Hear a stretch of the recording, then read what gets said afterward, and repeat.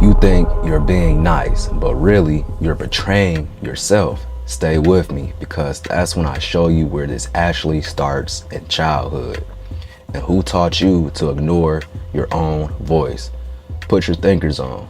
You're not being helpful, you're being haunted. You don't want to disappoint them, but you keep disappointing you.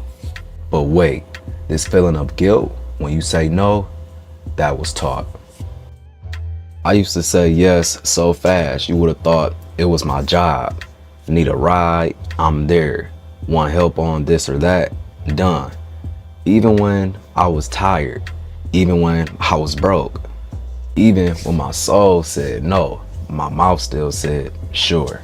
And I thought that made me good, respectable, reliable, valuable. But behind all that yes was a silent scream. Will you love me now? Is it finally enough? I wasn't people pleasing, I was survival pleasing. Because in my household, if you didn't perform, you didn't get peace. If you didn't please, you didn't get love. So I learned early, be useful or be invisible. But here's where we flip that. Let me show you where this really comes from. People pleasing is often a trauma response, not a personality trait. When your nervous system learns that safety only comes through compliance, you stop asking, do I want this? And you start asking, will they be mad if I don't? That's not kindness, that's conditioning. You start performing for approval, not connecting from authenticity. You say yes, not because you want to help, but because you're terrified of conflict, abandonment, or disappointing the very people who trained you to ignore your own needs. That's not who you are, that's who you had to become. It's also connected to what psychologists call fawning, a trauma response where you appease others to feel safe. Unlike fight or flight, fawning is less visible. It hides behind smiles, politeness, overgiving, and soft tones. But it's a nervous system screaming for safety while pretending everything is okay. Over time, people mistake it for your personality, but it's a survival mask. Black people especially learn people pleasing as survival during slavery and segregation. On plantations, we learn to smile while suffering, to say yes, massa, while hurting, to make ourselves non-threatening to stay alive. That code was embedded into our nervous system. Smile, comply, don't challenge, and now it shows up in meetings when you don't speak up, in relationships where you shrink yourself, in moments where your silence feels safer than your truth. You're not wearing shackles, but fear still drives your decisions. That's not your personality, that's programming. This generational fear gets reinforced subtly. We're told don't embarrass the family or don't make waves. That's just another way of saying stay in line, be agreeable, don't be seen as a threat. It teaches us to prioritize others, comfort over our own truth, and that's still happening today.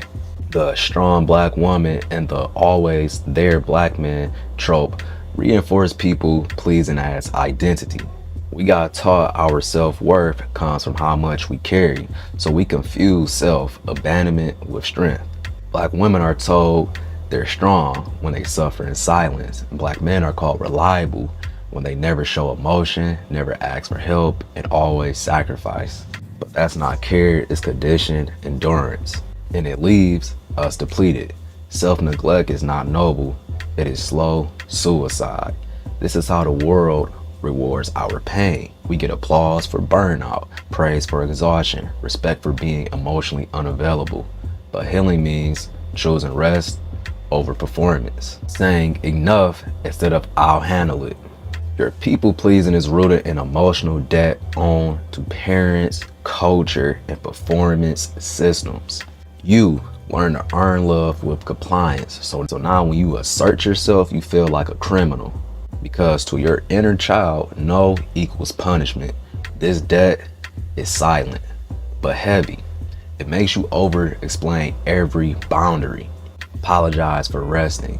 Say yes when your body screams no. People pleasing is not love, it's fear wearing a smile. So what does that mean now? It means freedom is not just about marching or protesting. It's about unlearning every lie that made you shrink.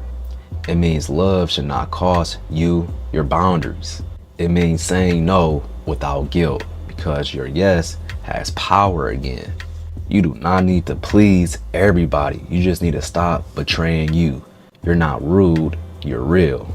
This hit you in your chest. You need to be in the community and join the Discord.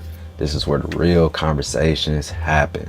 Next video, we're breaking down exactly how the Black family, never mind, don't be stuck and dumb forever. Let's learn and grow together. It's Heff.